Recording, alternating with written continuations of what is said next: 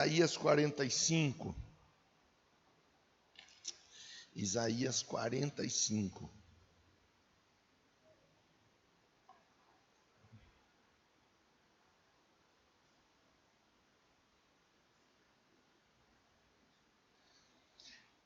Isaías 45, verso 2 e 3 é o que nós faremos de leitura, tá bom?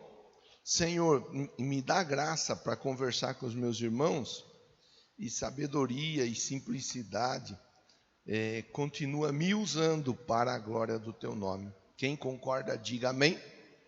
Diz assim, olha: eu irei adiante de você e aplanarei montes, derrubarei portas de bronze, romperei trancas de ferro, darei a você os tesouros das trevas, riquezas armazenadas em locais secretos, para que você saiba que eu sou o Senhor, o Deus de Israel, que o convoca pelo nome. Veja, no versículo 1 diz: assim diz o Senhor ao seu ungido, a Ciro. Ciro não era judeu, mas Deus o chama de ungido. Ciro, ele havia sido marcado, destacado como um imperador para fazer a diferença na vida de muitas pessoas.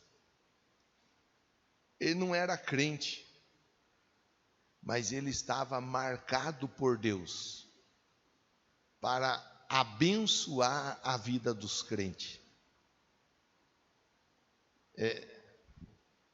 Ciro havia sido destacado para, entre tantas questões, ele colocar o poderio da Babilônia por terra.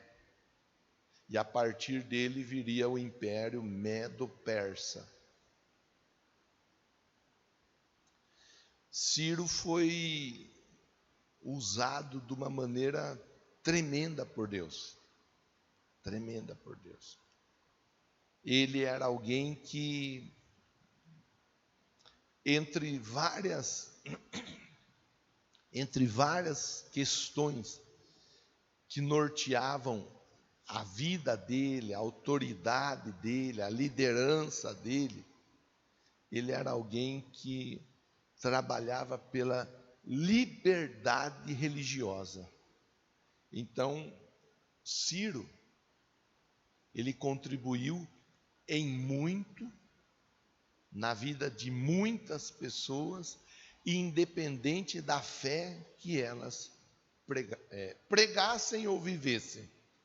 Ciro contribuiu para isso. Eu acho que isso é válido de nós pontuarmos, é nota de introdução, mas é válido pontuarmos porque às vezes, e agora há pouco eu falei do carnaval, você não me vê ficar falando, eu não participo, não gosto, nunca fui dessa trupe, mas também acho que não há necessidade de ficar fritando, detonando, queimando quem gosta. Acho que a gente não precisa disso. A gente tem que viver a nossa vida, a nossa fé. E a nossa fé, ela prega uma nova vida em Cristo Jesus. Então, com o Ciro, algumas coisas nós podemos aprender. Entre elas, dar destaque para o respeito às fés das mais variadas, porque Ciro tinha isso. E às vezes, se nós não tomamos o devido cuidado, nós começamos a atacar a fé de um, a fé do outro, a fé do outro. Ah, não, pastor, eu não ataco a fé de ninguém, cada um. Isso é bom. Mas se nós não tomamos cuidado, nós começamos a atacar a fé do irmão dentro do templo.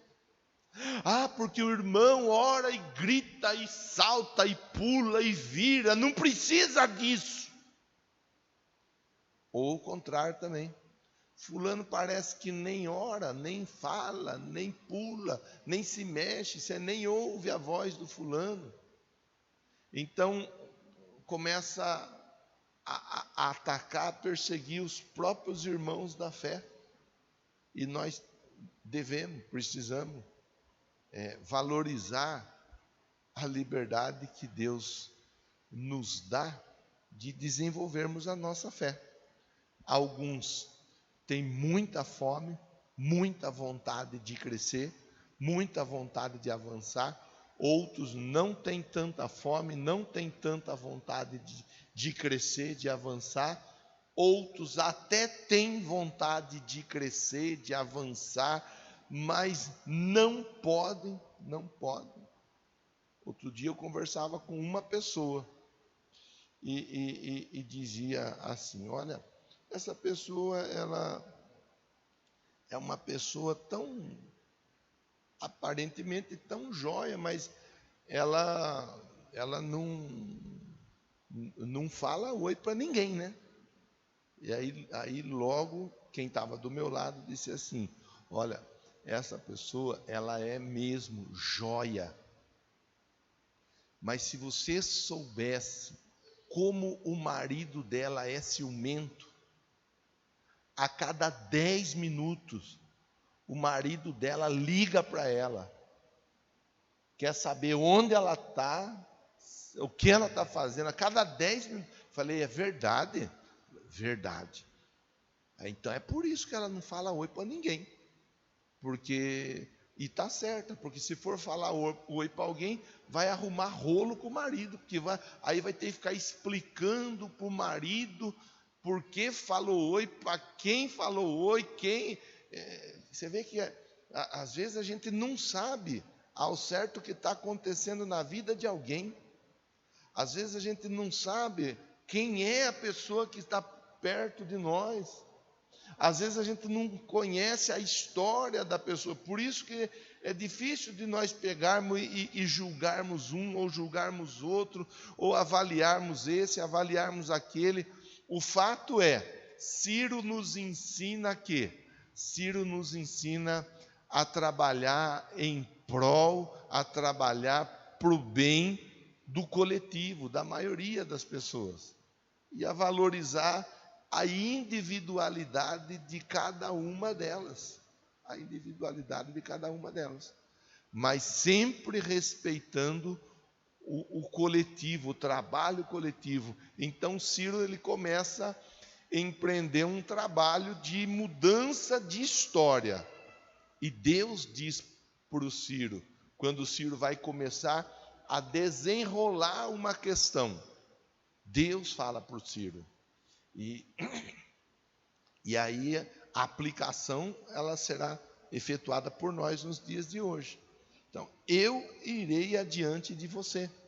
Ciro tinha uma missão, Ciro tinha uma tarefa, Ciro tinha um porquê, um propósito, um ideal. Ciro havia recebido um chamado. Mas Deus adverte o Ciro dizendo: eu vou adiante de você. É a primeira coisa para nós pensarmos. Porque às vezes nós temos algo a fazer, queremos ver algo acontecer, e nós não esperamos Deus ir à frente, e nós vamos à frente de Deus. E nós, ansiosos que somos, acabamos nos atropelando nas questões. Primeira coisa, estamos falando de uma conversa, ou estamos refletindo de uma conversa de Deus com um imperador. Imperador que ia contribuir para mudar a história de muita gente. Seria ele usado por Deus. Foi chamado de ungido. Ungido é aquele que está marcado para algo. Ele havia sido marcado para algo. mas ele estava recebendo uma palavra.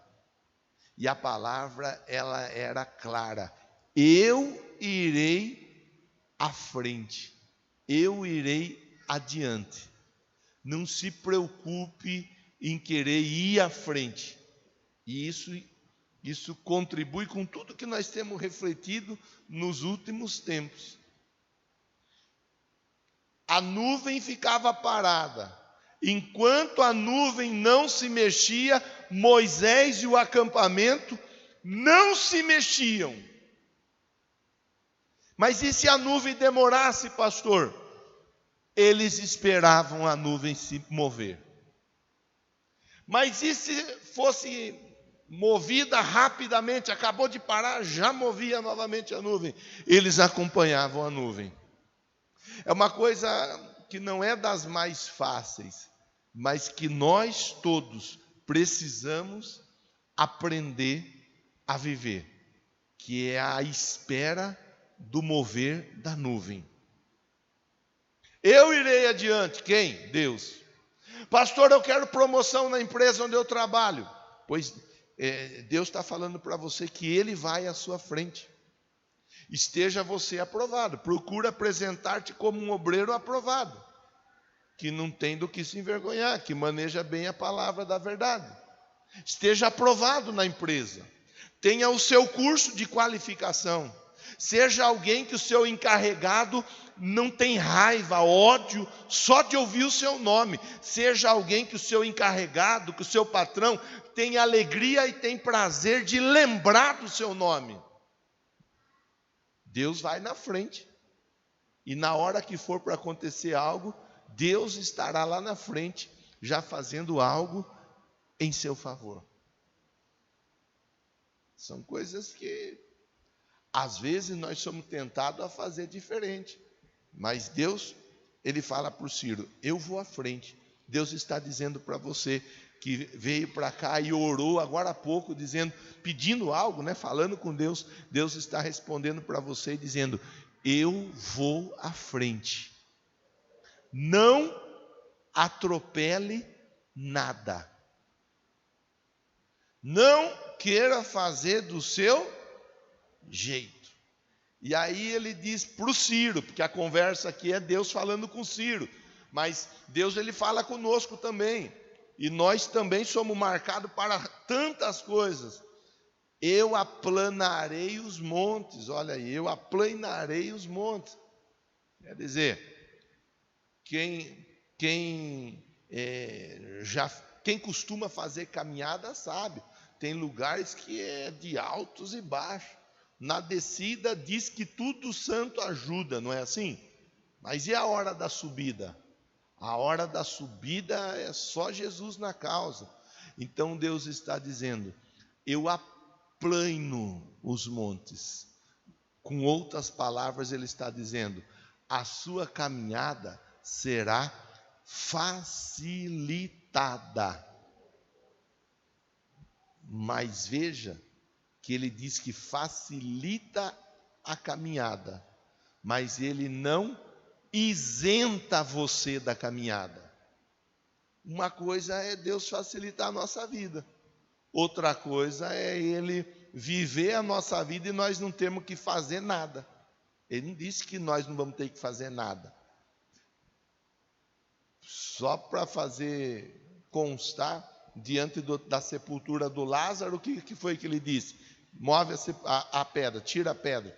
Tirou a pedra, pronto, Lázaro recebeu a mensagem: vem para fora. Lázaro veio para fora.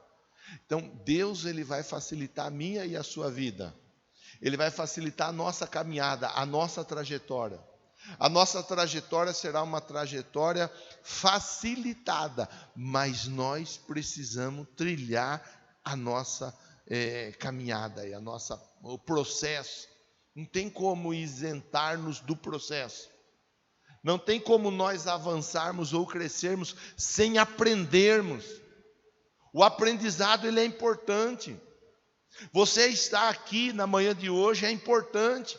Você sair da sua casa, você vencer o conforto, porque é um conforto você estar no sofá, na cama, com a barriga para o alto, com o celular na mão, acompanhando a transmissão, é um conforto. Mas muitas vezes acaba sendo um conforto que serve de laço, que faz com que você se acomode e comece a fugir de tudo e de todos. Eu tenho falado, eu tenho conversado com os irmãos, eu estou lendo um livro, não sei se a pastora já começou a ler ou não, o livro sobre as enfermidades. Você já reparou que a maioria das enfermidades, elas são oriundas, elas vêm, elas nascem a partir da pessoa estar isolada, a partir da pessoa estar com alguma questão mal resolvida dentro do coração e começar a fugir de pessoa. Quando você começa a fugir de pessoa, você está dando um passo em direção a alguma enfermidade. Isso não sou eu quem diz, isso é a medicina quem diz. Então eu fugir, Celso, não vai resolver. Eu tentar burlar o processo não vai resolver. Eu preciso viver o processo. Eu preciso aprender com o processo. Citei um texto, vou repetir o texto, que diz: procura apresentar-te a Deus aprovado, mas somente será aprovado aquele que passou pela prova. E somente passará pela prova aquele que esteve dentro de uma sala de aula.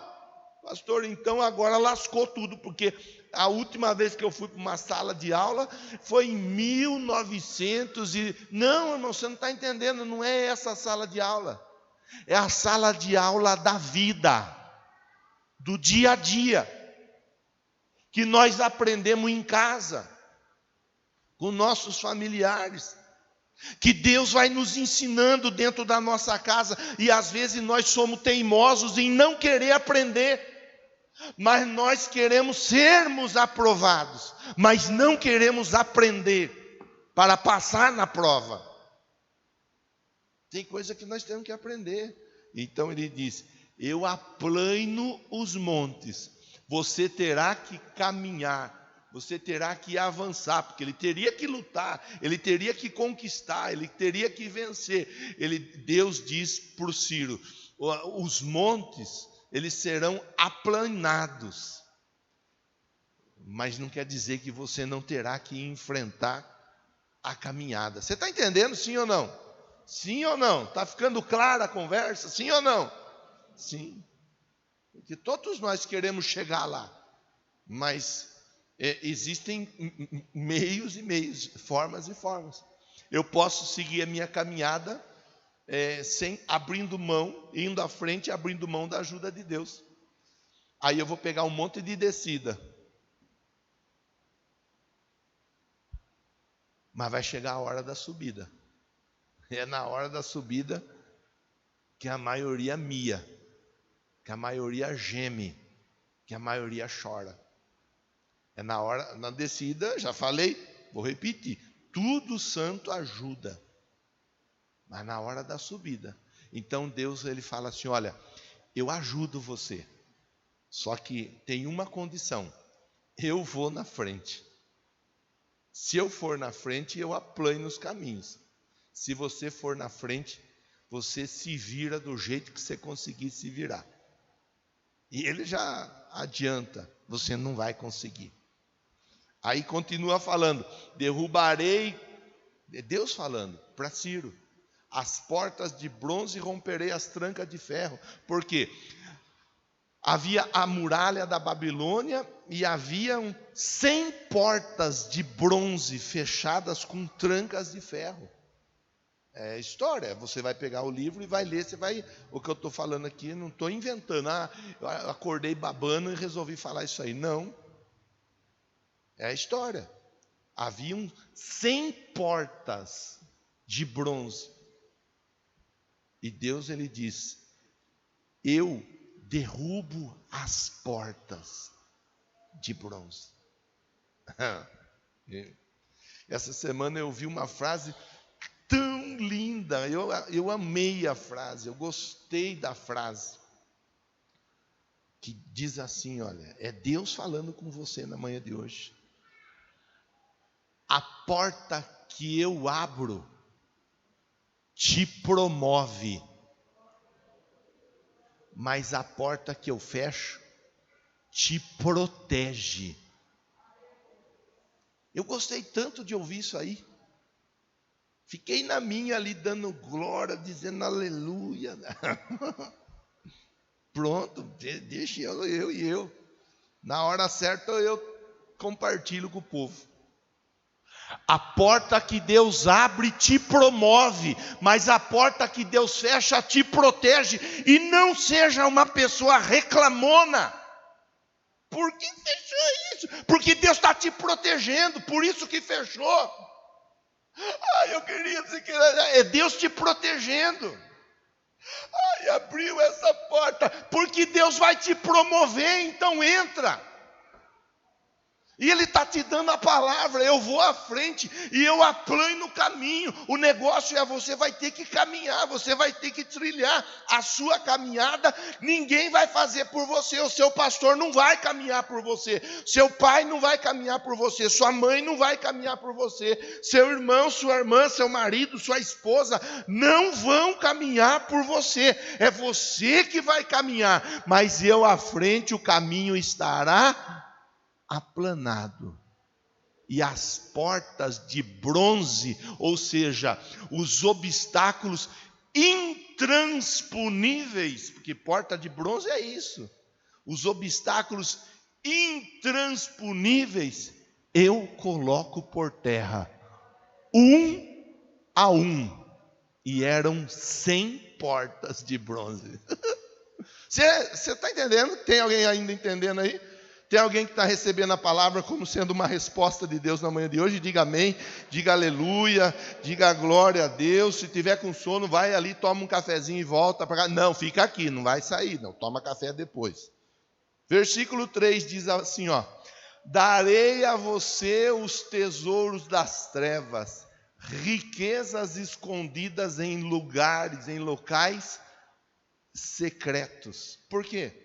Porque era comum, era costume enterrar, esconder os tesouros, para que numa batalha, numa guerra, o inimigo, o adversário não achasse.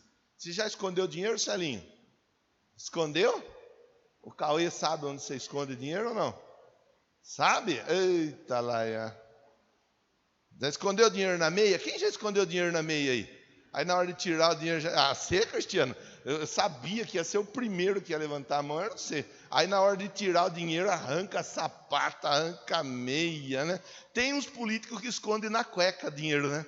Vocês já viram, né? Quer dizer, o pessoal esconde dinheiro. O meu avô, ele guardava dinheiro, ele escondia nos paletó. Ele morreu, coitado. Morreu, depois que ele morreu, daí tem aquela coisa de dar essa roupa para um, dar aquela roupa para outro. Era dinheiro que saía dos bolsos que não calava mais, mas já nem valia mais. Havia tanto tempo que ele tinha escondido o dinheiro que perdeu até a validade. Se tivesse guardado hoje, estava valendo mais do que antes, né? Mas nós não pensamos nisso. Pois bem, eles escondiam o dinheiro. Eles escondiam os tesouros, para que na hora de um ataque, de um saque, se o adversário fosse vencedor na batalha, não levasse as riquezas. Então, olha, pega essa palavra que ela é profética, havia muita riqueza escondida, armazenada. E Deus estava dizendo: eu vou mostrar para você onde estão escondidas as riquezas. Você não entendeu?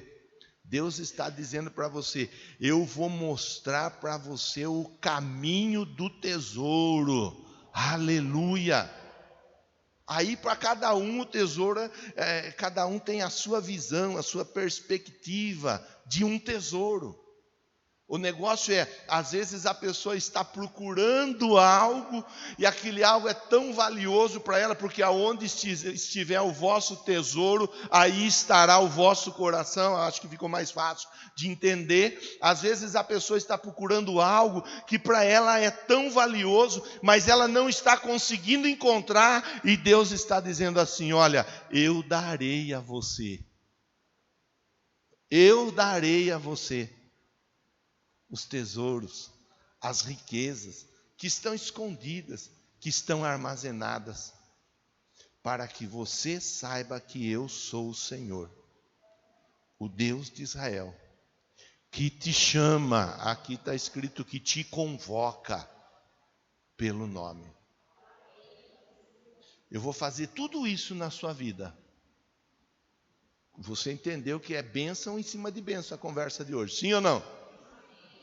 Mas há um motivo, há um porquê, para você entender que Ele é o Senhor. Quem é o Senhor? Então não vai esquecer disso. Para você entender, está escrito aqui, deixa eu ver se a minha Bíblia está igual à Bíblia que o pastor Carlos está usando aqui.